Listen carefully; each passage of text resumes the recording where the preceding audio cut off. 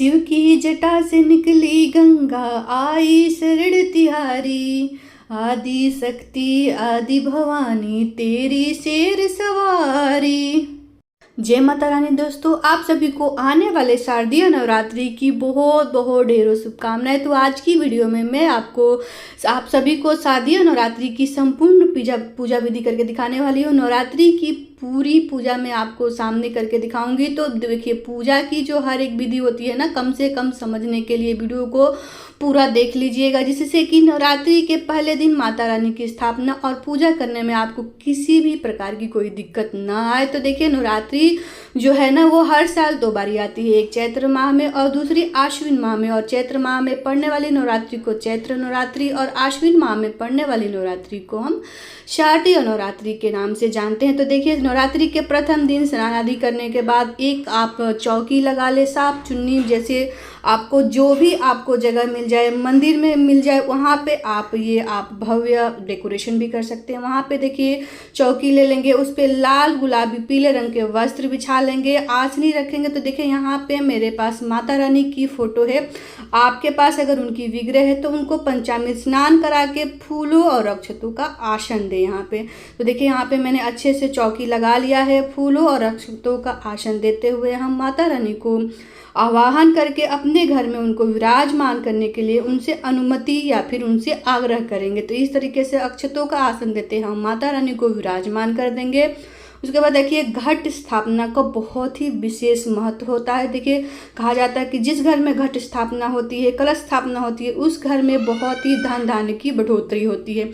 तो इस तरह से देखिए, आप मिट्टी के कलश ले लेंगे, तांबे पीतल के कलश ले लेंगे, उस पर आपको स्वास्तिक बना लेना है या फिर रोली से एक तिलक ही कर देना है, अच्छा लगने के लिए। जैसे स्वास्तिक होता है ना, शुद्धता का प्रमाण माना जाता है। उसके बाद देखिए, कलश में हम थोड़ा सा गंगा जल डालेंगे, उसमें शुद्ध जल कंठ तक इस तरह से हम भर लेंगे, जिसमें हमारा जो शुद्ध जल जो भी आपको मिल जाए। उसके बाद देखिए, यहाँ पे हम अक्षतों का आसन देंगे। देखिए, इस तरह से अक्षतों का आसन देते हुए स्वास्तिक बना लीजिएगा या फिर अष्टदल कमल बना लीजिएगा या फिर सिर्फ चावलों की ढेरी से भी यहाँ पे कलश स्थापना कर सकते हैं। यहाँ पे हम कलश स्थापना करेंगे तो लोटे को हम वहाँ पे अस्थायी रूप से रख देंगे। उसमें हम डालेंगे इलायची, सुपारी, लौंग के जोड़े या फिर एक लौंग, वो भी फूल वाले होने चाहिए, सिक्का, हल्दी की गांठ या फिर आपके पास हल्दी पाउडर है तो वो डाल दे, अक्षत डाल दें। यहाँ पे हल्दी पाउडर मेरे पास है तो मैं उन पर हल्दी पाउडर डाली हूँ, हल्दी की गांठ भी यहाँ पे आप डाल सकते हैं। उसके बाद ऐसे ही आम के 5, 7, 11 पल्लव ले लेंगे। यहाँ पे आम के पत्ते नहीं मिलता है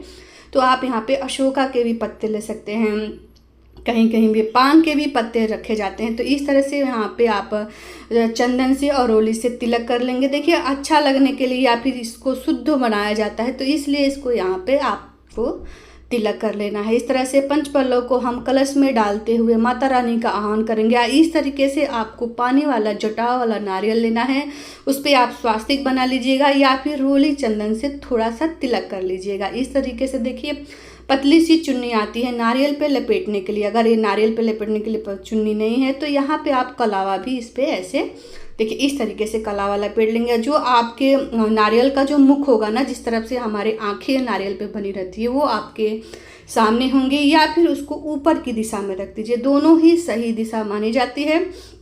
और इस तरह से देखिए, ये मैंने अपने सामने रख लिया है। जिस तरह से नारियल की आंखें नहीं होती है, उसको हम अपने सामने रख लेंगे। अच्छे से कलश को स्थापित कर देंगे। ये जो है ना कलश, 9 दिनों तक इसको हिलाना डुलाना नहीं है।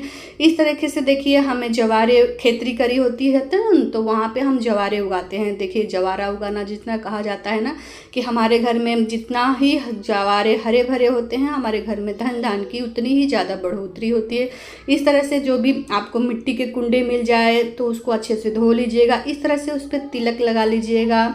यहाँ पे मैं तिलक लगा रही हूँ। कुंडे में आप स्वास्तिक बना लीजिएगा। ये शुद्धता का प्रमाण माना जाता है, इसलिए यहाँ पे तिलक लगाया जाता है। मैया को आह्वान करने के लिए रोली चंदन तिलक से यहाँ पे मैंने अच्छे से तिलक कर लिया। उसके बाद देखिए, यहाँ पे हम इसमें मिट्टी ले लेंगे। जो भी आपको मिट्टी मिल जाती है ना, जहाँ से मिट्टी मिल जाती है, जैसे यमुना तट से बालू रेत की मिट्टी आती है, घर पे जो भी साफ़ सुथरी मिट्टी मिलती है ना, उसको आप अच्छे से मिट्टी ले लें यहाँ पे।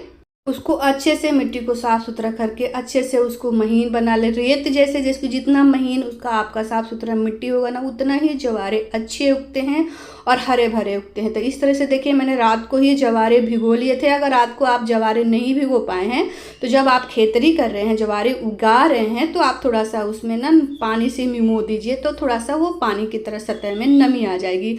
इस तरीके से हम यहाँ पे जवारे उगा देंगे। और देखिए कहीं कहीं पे जो ये पात्र है ना, कुंडा, इसमें सीधे तरीके से कलश रख के स्थापना कर दी जाती है। यहाँ पे मैं अलग अलग दोनों की स्थापना कर रही हूँ। तो अच्छे से उसमें देखिए जवारे बोने के बाद इसमें हम थोड़ा सा हल्का हल्का पानी डाल देंगे, गंगा जल डाल देंगे, क्योंकि कहाँ से ये मिट्टी होती है, गंगा जल डालने से हमारी जो मिट्टी है वो शुद्ध हो जाती है।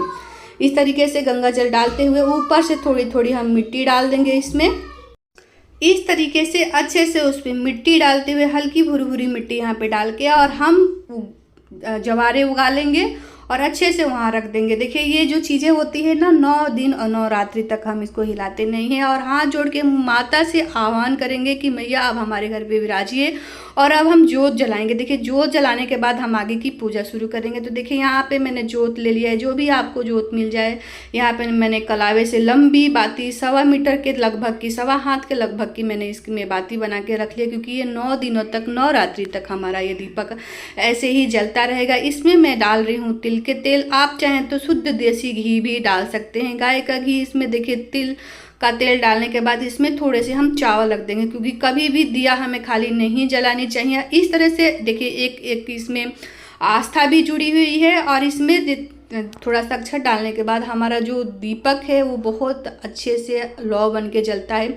और जहाँ भी ये दीपक आप रखना चाहते हैं, देखिए कहीं भी रख सकते हैं। देखिए कलश की स्थापना हम माता के सीधे हाथों की तरफ करते हैं और जो जोत होती है ना, हम उनके उल्टे हाथों की तरफ करते हैं। तो जोत कहीं भी रखिएगा। इसको 9 रात्रि 9 दिनों तक आपको हिलाना नहीं है। सर्वप्रथम गणेश जी की पूजा हम करेंगे, तो जो विराजमान उनको करेंगे। फूलों और अक्षतों का आसन देते हुए हम गणेश जी को विराजमान कर लेंगे। यहाँ पे आप चाहें तो यहाँ पे 9 ग्रह की स्थापना कर सकते हैं, धातु से कर सकते हैं, या 9 जगह चावलों की ढेरी लगा के वहाँ पे सुपारी रख के माताओं को आग बंद करके वहाँ पे वस्त्र स्वरूपी कलावा अर्पित करके आप पूजन शुरू कर सकते हैं। उसके बाद देखिए साफ जल से हम सभी को आचमनी करा देंगे, माता को चुन्नी उड़ा देंगे, गणेश जी को वस्त्र स्वरूपी कलावा अर्पित करेंगे। आप चाहें तो यहाँ पे हम गणेश जी को जनेऊ भी अर्पित कर सकते हैं, दूर्वा अर्पित कर सकते हैं, जो भी आपको मिल जाता है। माता को वस्त्र स्वरूपी कलावा अर्पित कर सकते हैं।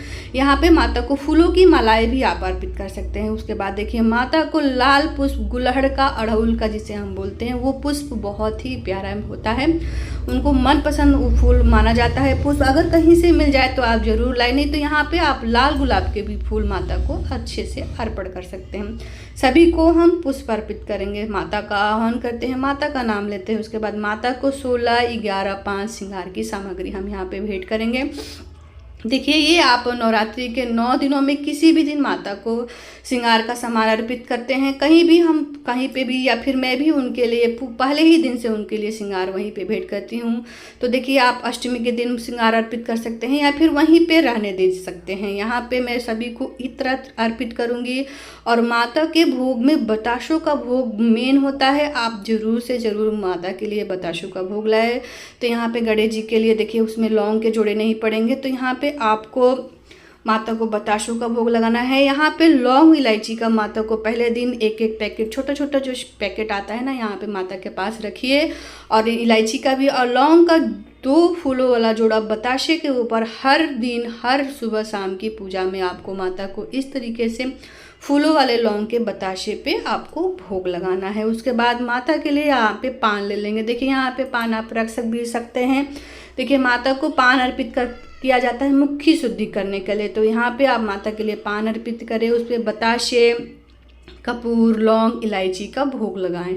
ये मैं आपको बाद में बताऊंगी। इसको हवन में भोग लगाया जाता है। यहाँ पे पंचमेवा ले लेंगे, पैकेट का ले लीजिए, चाहे 2, जैसे भी आपको हो ना, खुले में ले लीजिएगा। इस तरह से माता को भोग अर्पित करेंगे, उसमें भी लौंग के जोड़े डाल देंगे। और माता के लिए यहाँ पे हम मैया के लिए जल अर्पित करेंगे। देखिए किसी को भी भोग लगाया जाता है तो जल उनको अर्पित जरूर किया सकता है, और जल में थोड़ा सा आप 1 या 2 लौंग के जोड़े फूल वाले डाल दे सकते हैं। यहाँ पे मैंने ऋतुफल ले लिए हैं, जो भी आपको ऋतुफल 5, 2, 1 जो भी मिल जाते हैं ना, माता के लिए फल फ्रूट का भोग लगाएं। उसके बाद मैया को हम सिंदूर लगाएंगे। देखिए यहाँ पे मैया को सिंदूर का टीका लगाएं। गणेश जी को यहाँ पे चंदन का तिलक लगाएंगे, रोली का तिलक लगाएंगे। तो देखिए यहाँ पे पहले मैं गणेश जी को तिलक लगा रही हूँ, फिर रोली का तिलक लगा रही हूँ। कलश को तिलक लगाइएगा, जवारे उगाइएगा, हर जगह आप तिलक लगाइएगा, क्योंकि पहले दिन जो होता है ना पूजा बड़ी और हम लोगों ने घट स्थापना किया है। तो इस तरीके से सभी को तिलक लगाएंगे। यहाँ पे हम जल रख लेंगे सूर्य देव को, इससे हम अर्घ देंगे।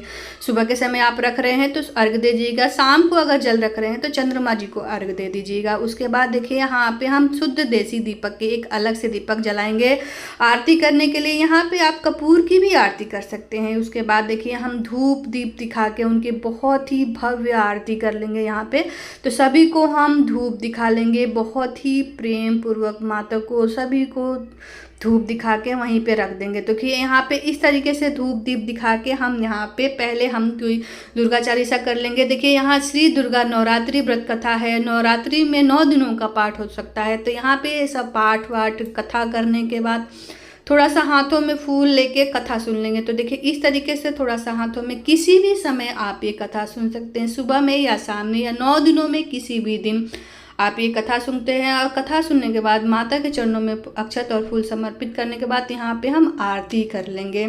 देखिए यहाँ पे पहले गणेश जी की आरती करिएगा, उसके बाद माता दुर्गा की जैसे आरती आती है ना, अम्बे तू है जगदम्बे काली, इस तरीके से अम्बे तू है जगदम्बे काली, जय दुर्गे खप्पड़ वाली, तेरे ही गुण गाए भारती। इस तरह से माता को हाथ जोड़ के उनसे आग्रह करिएगा गलतियों में की क्षमा मांगते हुए। उसके बाद हम थोड़ा सा वहाँ पे जो भी यथासंभव आपको दक्षिणा रखनी है वो रख देंगे ये।